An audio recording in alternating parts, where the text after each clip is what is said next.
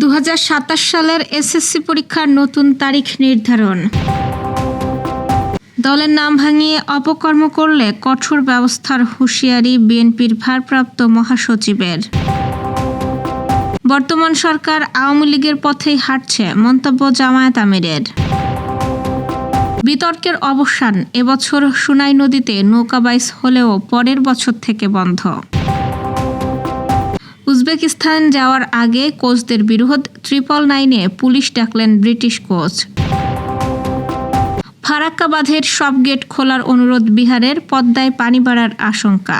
দর্শক, শুনছিলেন সন্ধ্যার খবরের প্রধান প্রধান শিরোনাম, এবার বিস্তারিত। তার আগে আমাদের ইউটিউব চ্যানেল সাবস্ক্রাইব করুন এবং সব খবর পেতে ফেসবুক পেজ ফলো করে রাখার পাশাপাশি ওয়েবসাইট ভিজিট করুন।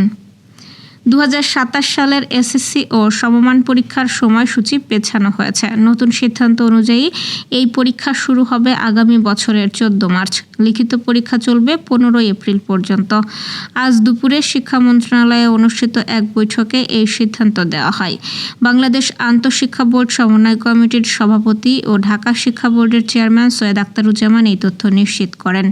দুপুরে তিনি বলেন, 2027 সালের এসএসসি পরীক্ষা 14 মার্চ থেকে শুরু করার সিদ্ধান্ত নেওয়া হয়েছে। পরীক্ষা শেষ হবে একই বছর 15 এপ্রিল। তবে পরীক্ষার বিস্তারিত সময়সূচি পরে জানানো হবে। এর আগে 7 জানুয়ারি থেকে পরীক্ষার দিন ধার্য করা একটি রুটিন প্রকাশ হয়, তবে তা নিয়ে চলে পক্ষে বিপক্ষে নানা আলোচনা সমালোচনা। দলের নাম ভাঙিয়ে যারা অপকর্মে লিপ্ত হবে তাদের বিরুদ্ধে কঠোর ব্যবস্থা নেওয়া হবে বলে হুঁশিয়ারি দিয়েছেন বিএনপির ভারপ্রাপ্ত মহাসচিব রুহুল কবির রিজভী। তিনি বলেন, 5 আগস্টের পর দলের নাম ভাঙিয়ে অপকর্মে যুক্ত ব্যক্তিদের বিরুদ্ধে দলের চেয়ারম্যান তারেক রহমান কঠোর পদক্ষেপ নিয়েছেন। তাই নেতাকর্মীদের গঠনমূলক কাজে যুক্ত থেকে দলকে শক্তিশালী করতে হবে। আজ দুপুরে শহীদ রাষ্ট্রপতি জিয়াউর রহমান এবং সাবেক প্রধানমন্ত্রী বেগম খালেদা জিয়ার সমাধিতে শ্রদ্ধা নিবেদন শেষে কথা বলেন তিনি। বিএনপির জনপ্রিয়তার প্রসঙ্গে তিনি বলেন, জিয়াউর রহমান এবং খালেদা জিয়া জনকল্যাণে কাজ করছেন। নারীর ক্ষমতায়ন ও দেশের আর্থিক উন্নয়নে তাদের নেওয়া পদক্ষেপ বিএনপির জনপ্রিয়তা বাড়িয়েছে। তারই ধারাবাহিকতায় তারেক রহমান নতুন কিছু কর্মসূচি বাস্তবায়ন করছেন, যেগুলো জনগণের মধ্যে জনপ্রিয়তা পেয়েছে। তিনি বলেন, জনগণের পক্ষে, জনগণের স্বার্থে এবং জনগণের জন্য কাজ করলে সেই দলের সরকার কোনো দিনই ব্যর্থ হবে না। সেই সরকার জনগণের সমাদৃত সরকার হিসেবে দায়িত্ব পালন করবে। স্থানীয় সরকার নির্বাচন প্রসঙ্গে রিজভী বলেন, ইউনিয়ন, উপজেলা, থানা ও জেলা পর্যায়ে নেতারা সবকিছু যাচাই বাছাই করে ইউপি নির্বাচনে যোগ্য প্রার্থীকে সমর্থন দেবেন, কারণ এবার দলীয় প্রতীকে নির্বাচন হবে না। তিনি বলেন, দলের নেতাকর্মী ও সমর্থকেরা দলীয় সমর্থিত প্রার্থীর পাশে থাকবে এবং একজন দলীয় সমর্থিত ব্যক্তি অবশ্যই নির্বাচিত হবেন। জামায়াতে ইসলামীর আমির ও বিরোধী দলীয় নেতা ডাক্তার শফিকুর রহমান বলেছেন, 5 আগস্টের পর জনগণ ভেবেছিল ফ্যাসিবাদের বিদায় হয়েছে, কিন্তু দীর্ঘ 15 বছর ফ্যাসিস্ট আওয়ামী লীগ যে পথে হেঁটেছে, বর্তমান সরকারও একই পথে হাঁটছে। ফ্যাসিবাদ কায়েমের চেষ্টা থেকে বিরত না থাকলে দেশের মানুষ আওয়ামী লীগের মতোই তাদের বিতাড়িত করবে বলেও মন্তব্য করেন জামায়াত আমির। রাজধানীর ডিপ্লোমা ইঞ্জিনিয়ার্স ইনস্টিটিউশনে সিরাতুন্নবী উপলক্ষে আয়োজিত এক সেমিনারে গতকাল তিনি এই অভিযোগ করেন। শেখ হাসিনার উদ্দেশ্যে তিনি বলেন, অপরাধের দায় নিয়ে যারা দেশ ছেড়েছেন তাদের আর দেশে ফেরার সুযোগ নেই। বাংলাদেশের পাসপোর্টের অবস্থা নিয়েও সমালোচনা করেন শফিকুর রহমান। তিনি বলেন, সভ্য দেশের অন্যতম মাপকাঠি পাসপোর্ট সূচকেও বাংলাদেশে পিছিয়ে রয়েছে। দেশের নাগরিকের মর্যাদা ও সুযোগ সুবিধা নিশ্চিত করতে রাষ্ট্রকে আরও কার্যকর ভূমিকা পালন করতে হবে। সিলেটের বিয়ানীবাজারে নৌকাবাইচ নিয়ে তৈরি হওয়া জটিলতার অবসান হয়েছে। স্থানীয়দের মধ্যে দীর্ঘ আলোচনার পর সিদ্ধান্ত হয়েছে, পূর্ব নির্ধারিত সময় অনুযায়ী আগামী 28 আগস্ট সুনাই নদীতে নৌকাবাইচ অনুষ্ঠিত হবে। তবে আয়োজকদের সঙ্গে সমঝোতার অন্যতম শর্ত হিসেবে আগামী বছর থেকে সুনাই নদীতে আর নৌকাবাইচ আয়োজন না করার সিদ্ধান্ত হয়েছে বলে জানিয়েছেন লাউতা ইউনিয়ন পরিষদের চেয়ারম্যান। শনিবার রাতে স্থানীয় জনপ্রতিনিধি, যুবক, মুরব্বী ও বিভিন্ন শ্রেণী পেশার মানুষের উপস্থিতিতে বৈঠকে এই সিদ্ধান্ত নেওয়া হয়।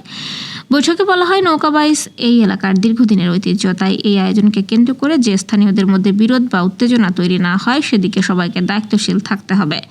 তবে নৌকাবাইচ বন্ধের দাবিতে প্রতিবাদকারীদের কয়েকজন বৈঠকে উপস্থিত ছিলেন না। তাদের পক্ষ থেকে সমঝোতায় সম্মতি রয়েছে বলে জানিয়েছেন ইউনিয়ন পরিষদের চেয়ারম্যান।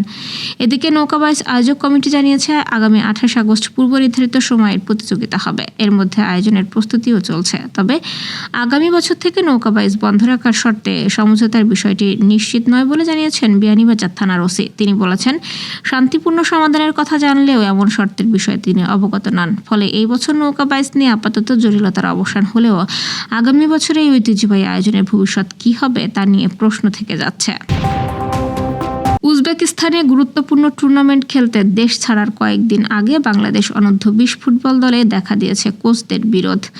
দলের ব্রিটিশ প্রধান কোচ জেরার্ড জোন্স ও সহকারী কোচ আতিকুর রহমান মিশুর মধ্যে উত্তপ্ত পরিস্থিতি তৈরি হয়েছে বলে তথ্য মিলেছে। ঘটনার সূত্রপাত গত বুধবার ঢাকার একটি টিম হোটেলে। কথা কাটাকাটির এক পর্যায়ে দুই কোচের মধ্যে ধাক্কাধাক্কি হয় বলে অভিযোগ ওঠে। এরপর 999 নম্বরে ফোন করে পুলিশ ডাকেন ব্রিটিশ কোচ জেরার্ড জোন্স। ঘটনাটি নিয়ে বাংলাদেশ ফুটবল ফেডারেশনের ডেভেলপমেন্ট কমিটি কাজ করছে বলে জানিয়েছেন অনূর্ধ্ব-20 দলের ম্যানেজার সামিদ কাশেম। তিনি বলেছেন, দ্রুত একটি সমাধানে পৌঁছানোর চেষ্টা চলছে। তাদের মূল লক্ষ্য ফুটবলারদের প্রস্তুতিতে যেন কোনো সমস্যা না হয়। আগামী 31 আগস্ট উজবেকিস্তানে এএফসি অনূর্ধ্ব-20 টুর্নামেন্টের বাছাই পর্ব শুরু হবে। যুব এশিয়া কাপের মূল পর্বে জায়গা করে নিতে 27 আগস্ট দেশ ছাড়ার কথা বাংলাদেশের। এমন গুরুত্বপূর্ণ সময় প্রধান ও সহকারী কোচের বিরোধ দলের প্রস্তুতিতে কতটা প্রভাব ফেলবে সেটি এখন বড় প্রশ্ন। ভারতের বিহারে বন্যা পরিস্থিতির অবনতি হওয়ায় ফারাক্কা ব্যারাজের সব গেট খুলে দেওয়ার অনুরোধ জানিয়েছেন রাজ্যটির মুখ্যমন্ত্রী সম্রাট চৌধুরী।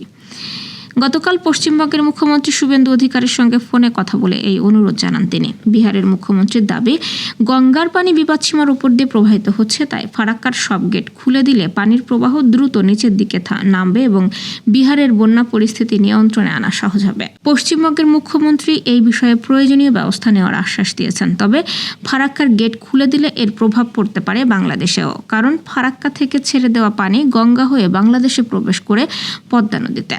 পদ্মায় হঠাৎ পানি বাড়লে নদী তীরবর্তী নিম্নাঞ্চল ও চর এলাকা বন্যা এবং নদী ভাঙনের ঝুঁকিতে ক্ষতিগ্রস্ত হতে পারে ফসলি জমি, বসতবাড়ি ও মাছের ঘের। তবে ঠিক কতটা পানি বাংলাদেশে আসবে বা পদ্মায় পানির উচ্চতা কতটা বাড়বে তা নির্ভর করবে ফারাক্কা দিয়ে কী পরিমাণ পানি ছাড়া হচ্ছে এবং উজানে বৃষ্টিপাত ও নদীর পানির পরিস্থিতির ওপর। এদিকে 1996 সালে ভারত বাংলাদেশ গঙ্গা পানি বন্টন চুক্তি মেয়াদ আগামী ডিসেম্বরে শেষ হওয়ার কথা রয়েছে। এর মধ্যেই বিহারের পক্ষ থেকে ফারাক্কার পানি ব্যবস্থাপনায় তাদের স্বার্থকে গুরুত্ব দেওয়ারও দাবি উঠেছে। দর্শক, এ ছিল সন্ধ্যার আয়োজন। রাতের খবর দেখার আমন্ত্রণ রইল। এতক্ষণ সাথে থাকার জন্য ধন্যবাদ।